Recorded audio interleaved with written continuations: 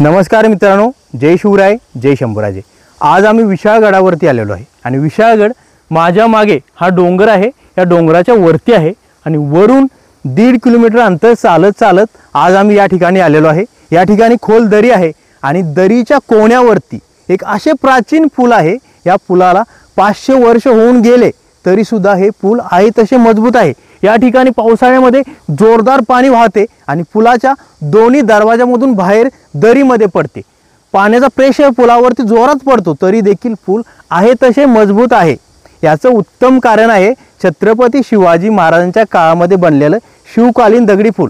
हे पूल महाराजांच्या काळामध्ये बनवलेलं आहे आणि पूल बनवण्यासाठी काळ्या दगडांचा वापर केलेला आहे।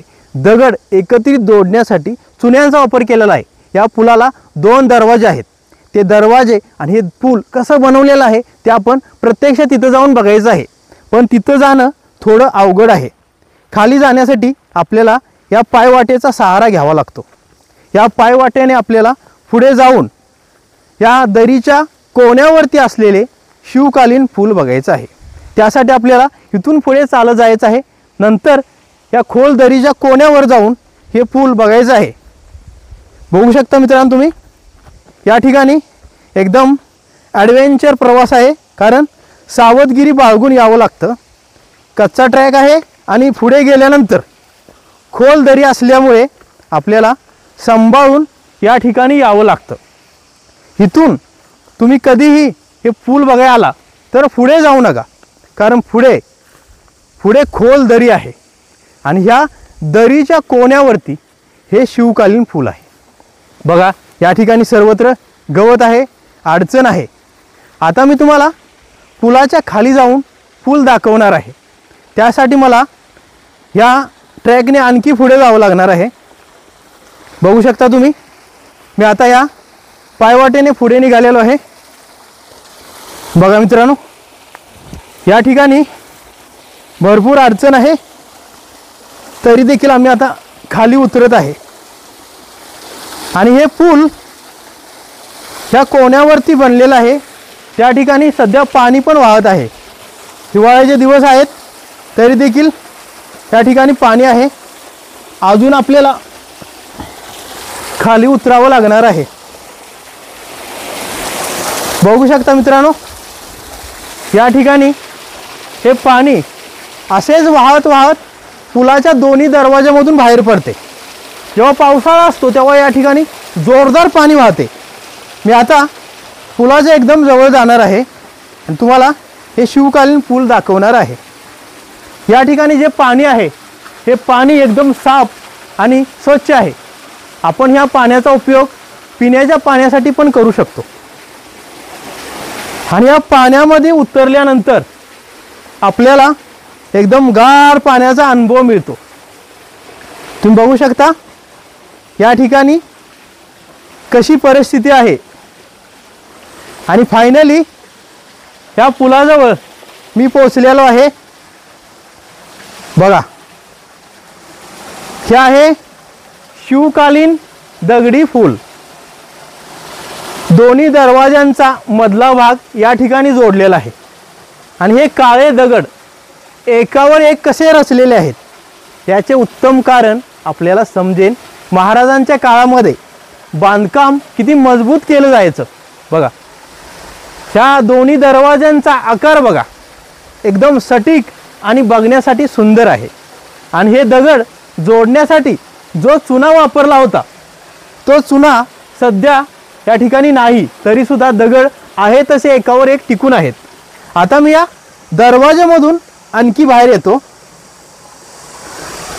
बघा मित्रांनो, हे दोन्ही दरवाजे एकाच आकाराचे आहेत आणि सेम या दरवाजांचा आकार बनवलेला आहे। जेव्हा आपण या दरवाजामधून बाहेर येतो तेव्हा समोर आपल्याला खोल दरी बघायला मिळते। बघा मित्रांनो, त्या दरवाजामधून आम्ही बाहेर आलेलो आहे आणि खाली बघा, खाली खोल दरी आहे। समोर सह्याद्रीचे डोंगर आहेत आणि या डोंगराच्या मध्ये ही खोल दरी आहे आणि या दरवाजामधून हे पाणी असेच खाली पडते आणि दरीमध्ये वाहत जाते। मी आता तुम्हाला हे बांधकाम आणखी जवळ जाऊन दाखवतो, म्हणजे त्या कोण्यावरती हे बांधकाम कसे टिकून आहे हे दाखवतो। हे सह्याद्रीचे घनदाट जंगल आहे या दरीमध्ये असलेले, आणि दरीमध्ये हे पाणी या पुलामधून बाहेर पडत आहे। तुम्ही विचार करा, या पुलाचा मधला भाग या ठिकाणी कसा या दगडाच्या कोण्यावर टिकून आहे। तिथून पुढे खोल दरी आहे आणि हे पूल आहे तसे एकदम मजबूत आणि सुंदर आपल्याला बघायला मिळते। आता पुलाच्या आतमधून तुम्ही बघू शकता, त्या दगडांच्या मध्ये जो चुना वापरलेला आहे तो चुना सध्या नाही, तरी देखील हे पूल कसे मजबूत उभे आहे बघा। आणि हे दगड कसे तोडलेले आहेत बघा। राजांच्या काळामध्ये या ठिकाणी मशीन वगैरे काहीच नव्हती, तरी सुद्धा हे पूल कसं बनवलं गेलं। पुलाचा जास्त भाग आहे तसा मजबूत आहे, थोडा भाग तुटलेला आहे। आम्ही सर्वांनी हे दगडी पूल बघितलं, त्यामुळे आम्हाला अभिमान वाटला। महाराजांच्या काळामध्ये जे बांधकाम केलेलं आहे ते बांधकाम किती मजबूत आणि उत्तम दर्जाचं आहे बघा। या ठिकाणी सर्वत्र काळे दगड आपल्याला बघायला मिळतील। पुलाचा काही भाग इथून सुरू होतो, नंतर हे दगड कोसळल्यामुळे इथे असलेली भिंत पडलेली आहे आणि समोर पुलाचे दरवाजे तुम्हाला दिसत असते बघा मित्रांनो। किती सुंदर हे शिवकालीन पूल आहे, जे दरीच्या टोकावरती आहे तसे मजबूत उभे आहे। मी तुम्हाला हे शिवकालीन दगडी पूल खाली जाऊन दाखवले। आता वरून या पुलाच्या वरती जाऊन हे पूल तुम्हाला दाखवतो, म्हणजे आपल्याला या पुलाची मजबूती समजेल बघा मित्रांनो। 500 वर्ष पूर्ण झाली तरी सुद्धा ह्या पुलावरून माणसे जातात आणि मी पण निघालेलो आहे, मग समजेल तुम्हाला या पुलाची मजबूती। मी आता या पुलाच्या वरती आलेलो आहे। खाली हे पाणी या पुलाच्या दोन्ही दरवाजामधून बाहेर पडते बघा मित्रांनो। या दरीमध्ये हे पाणी पडते आणि समोर या सह्याद्री पर्वतरांगा आहेत। या रांगेमध्ये आल्यानंतर किती छान वाटतं बघा मित्रांनो। या ठिकाणी घनदाट जंगल आहे आणि हे पाणी असेच पुढे या दरीमधून सह्याद्री पर्वतामधून खाली कासारी धरण आहे, त्या धरणाजवळ जाऊन मिळते। मित्रांनो, पुलामध्ये जे पाणी जातं ते पाणी या दगडावरून खाली पडते आणि मी तुम्हाला या ठिकाणी निसर्गाचा सुंदर चमत्कार दाखवतो बघा। हे झाड बघा, हे झाड फक्त या दगडाला पकडून थांबलेलं आहे आणि या पाण्याच्या सहारे झाडाला जीवनसत्व मिळत आहे। हे दोन्ही झाडे या दगडांना पकडून त्या ठिकाणी थांबलेले आहेत। हा निसर्गाचा चमत्कार म्हणावा लागेल, कारण आपण जमिनीमध्ये झाडे लावून पण त्यांना पाणी नाही दिलं की झाडे सुकून जातात, पण ही झाडे या दगडाला चिकटून या ठिकाणी उभी आहेत। एक झाड आहे पिंपळाचं आणि एक झाड आहे वडाचं बघा।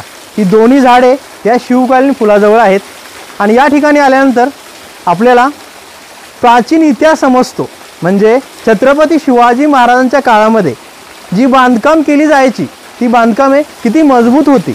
आजकाल आपण कोणतंही बांधकाम करण्यासाठी केमिकल सिमेंटचा उपयोग करतो, पण तरीसुद्धा ते बांधकाम 100 वर्षापेक्षा जास्त टिकत नाही। मग विचार करा, या पुलाला 500 वर्ष होऊन गेली तरीसुद्धा हे पूल अशा ठिकाणी उभे आहे, तिथून खाली खोल दरी आहे आणि काळ्या दगडावर हे पूल बनवलेला आहे, म्हणजे तिथून दगडावर दगड घसरण्याची शक्यता असून सुद्धा हे पूल आहे तसे मजबूत आहे।